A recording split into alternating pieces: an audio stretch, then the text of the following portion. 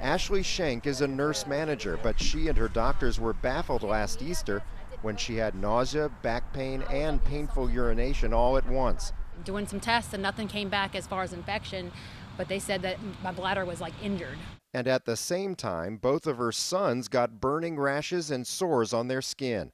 It was like a weeping burn looking sore, and I've never seen that before. And then everybody's like, what is that? Family members like, what is that? Only later did Schenk hear that many of her neighbors in the Crossgates section of Slidell were experiencing similar medical problems. And the reports started to come in, male UTIs, men blacking out, falling into their bathtubs. Schenk's neighbor, David Binder, collected photos and medical records from more than a dozen residents who got rashes, skin infections, and bacterial infections like E. coli, all during April 2021. They now believe this was the cause: a sewage leak on Crossgates Boulevard, discovered at the end of March 2021. The leaking sewer pipe was right next to a drinking water main and less than a block from the well that supplies drinking water to almost 10,000 people living in Crossgates, Willowwood, and Turtle Creek. No one wants to wake up and have the water in their own home as their threat.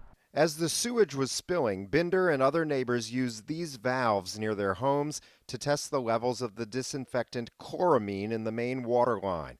The CDC says a normal, safe level of chloramine to disinfect drinking water is between 1 and 4 milligrams per liter, but the residents found the chloramine levels close to zero on March 28th. The State Department of Health came in and confirmed those readings on April 1st, even though the chloramine measured at the well just a few blocks away was normal, between 2 and 3 milligrams per liter. It made Binder wonder, did the chloramine levels drop there because it was killing germs from raw sewage? You put 2 and 2 together, which is there's a sewer spill right next to where you're finding your zero, okay? And it at least raises the potential that there is an ongoing cross-contamination event that needs to be looked at. Now, St. Tammany Parish officials say there's no way sewage could have seeped into that water line. Why? Because they insist that the water was always flowing through the line under high pressure. You can see what they mean with this garden hose. It contains water under high pressure. Even if I puncture a hole in it, nothing will get in there while the water shoots out.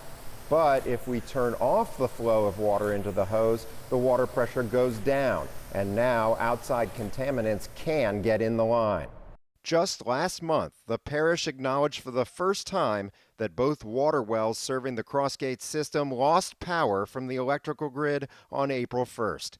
These texts, provided by the parish 2 weeks ago, show automatic notifications were sent to parish officials' phones on April 1st, showing a power failure at the Willowwood well at 8:41 a.m., and another at the Steel Road well a minute later.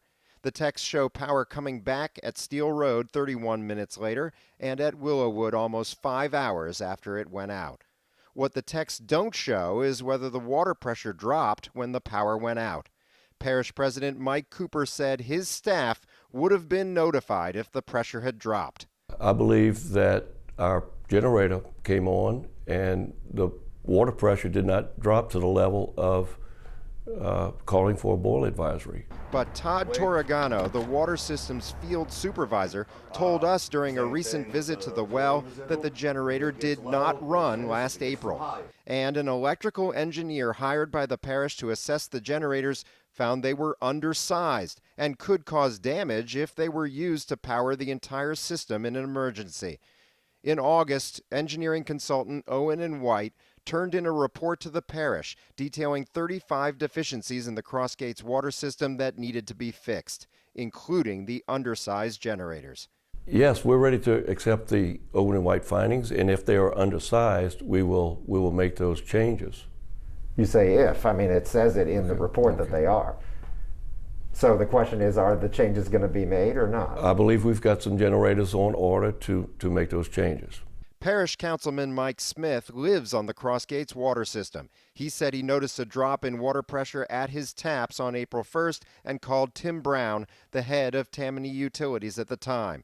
Smith said he urged Brown to issue a boil water advisory just in case. If you have any question at all, you just call the BWA. Call the boil water, okay? Just go on and do it. People get aggravated, they get aggravated, but it's better to have them aggravated than have a problem. Brown didn't issue a boil advisory in April, and records show that wasn't the first time. The Louisiana Department of Health cited Brown in 2018 for failing to issue at least 3 boil advisories that spring when they were warranted. It was around that same time that large numbers of residents started reporting dirty water coming from their taps. It almost looked like it was like clay and dirt. Sherry Roberts lives in Turtle Creek. She complained so much, Brown came to her house to see for himself in July 2019. Tim Brown just basically said it's got to be something within your house, within your pipes, that, you're going to have to clean the tanks of your toilet, and probably something with your water heaters. Some neighbors told us they spent $6,000 or more on whole house water filtration systems. Roberts said she spent more than $2,000 for new water heaters and nothing changed. But yet every month we still pay for water that we can't use. Despite years of these complaints, former parish president Pat Brister promoted Brown to oversee all water and sewer services in the parish. Cooper beat Brister in the 2019 election, in part by attacking her for poor sewage that jeopardized public health. And yet, Cooper has refused calls to replace Brown as the head of the parish's Environmental Services Department. Do you feel that Tim Brown is the best person to continue to run environmental services? I'm not going to entertain that question about our employees. Of course, I'm confident in his abilities to manage environmental services. The administration declined to let us interview Brown. Cooper says the parish is moving as quickly as possible to fix all 35 issues identified in last year's Owen and White report. In 5 months, 6 have been completed and another 6 are in progress. Through all the debate of what to do and how to pay for it, Cooper refuses to believe the tap water caused the residents' illnesses. I've heard the allegations, but I've never seen the collaborating documentation. Cooper pointed to this letter from the state health department saying, quote, "A common source of infection for the reported illnesses was not identified by state epidemiologists." But Schenck said she never heard back from the state about the illnesses she reported. And she's had it with the political blame game. She just wants the water system fixed. We want to know that the water we're paying for is safe to drink and is safe to bathe in. Simple as that. David Hammer, Eyewitness News.